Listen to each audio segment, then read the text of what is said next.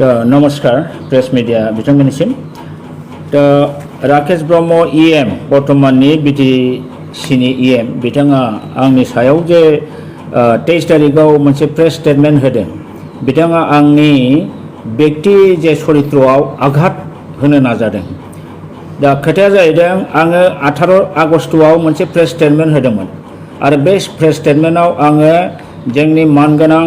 प्रमद बर' बिथांखौ जुदि थाबैनो BTCनि क्ल'जफोरनि 6 सिडिउल एडमिनिस्ट्रेशननि गासिबो पावार एन्ड फांसनखौ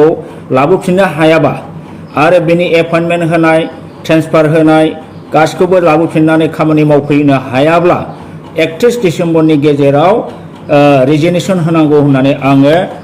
सासे सिनियर नागरिक आरो एक्स एफसि वार्कार हिसाबै दाबि खालामदोंमोन बे आंनि प्रेस स्टेटमेन्टनि एगेन्स्टै राकेश ब्रह्मआ बिथां प्रमद बर'आ आरो UPPLनि दैदेनगिरिफ्रा रिप्लाइ होआलासिनो दिनै टंलानि बे UPPLनि प्रेसिडेन्ट रबिन्द्र बसुमतारी बिथाङा होदोंबाबो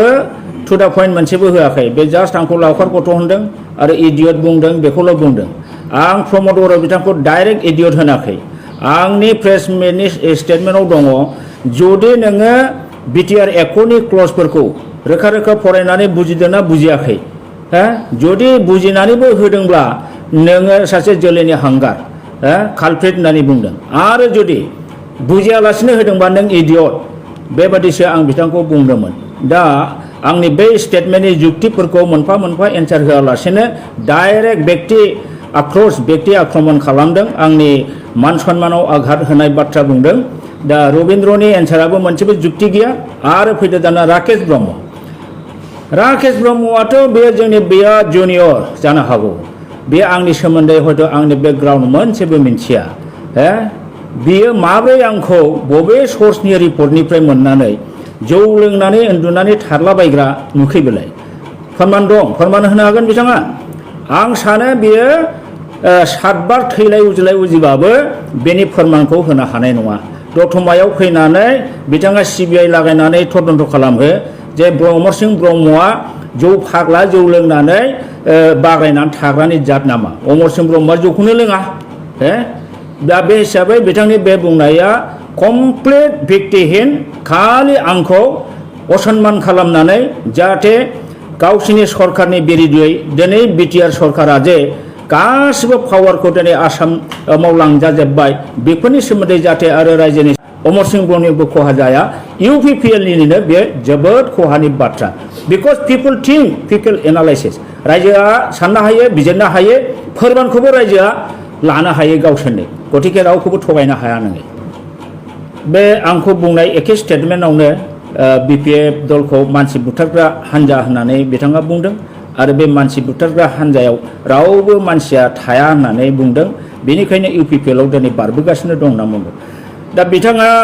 बे बाथ्राखौबो फोरमान गैयाब्ला बुंनो हायामोन जे मानसि BPF हान्जाया माला सोरखौ बुथारखो बबे जायगानि मा गामिनि सोरखौ बुथारामोन बेहा फोरमान दंना गैया बेखौ रोखा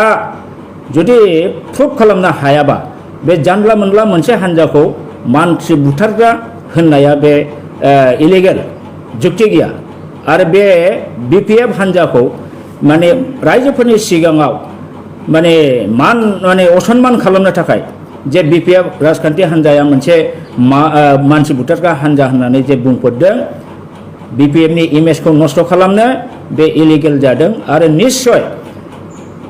BPF हान्जाया बिनि एगेन्स्टै केस होनाया जुक्ति दं होखागोन आरो जुदि BPF हान्जायाबो जुदि बिनि सायाव प्रेस स्टेटमेन्ट आरो बा केस होआब्ला हयथ' बिथांमोनहाबो गनायनानै लानाय बादि जागोन नंखायनो बिथांमोनहा मरेलि बे राकेश ब्रह्मनि स्टेटमेन्टनि एगेन्स्टै प्रेस स्टेटमेन्टबो होनांगौ आरो केसबो होनाया निश्चय जुक्ति दं आरो बेखौ निश्चय बिथांमोनहा होखागोन इन्जिनियारफोर दङ हाजार गन्दा अफिसारफोर दङ हाजार गन्दा खेरानि दङ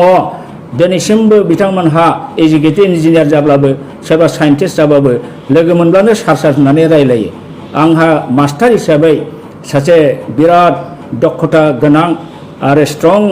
माने गथ'फोरखौ मोजां मोनग्रा फोरोंगिरि होननानै आंहा सुनाम दं राकेश ब्रह्मआ मा मिथिगौ बिनि सोमोन्दै राकेश ब्रह्म बिथाङा आंनि सायाव एकदम नंखाय इलिगेल असत्य बाथ्रा बे चार्ज खालामदों। बे जाहैदोंनो आङो मालाबा हिन्जावनि केलेंकारियाव सेन्देलनि माला गानहोजादों रायजोफोरजों। राकेश ब्रह्मनि बिफा बिबौ जेसेबां मानसि दं 7 बार 8 बार जोनोम लाबाबो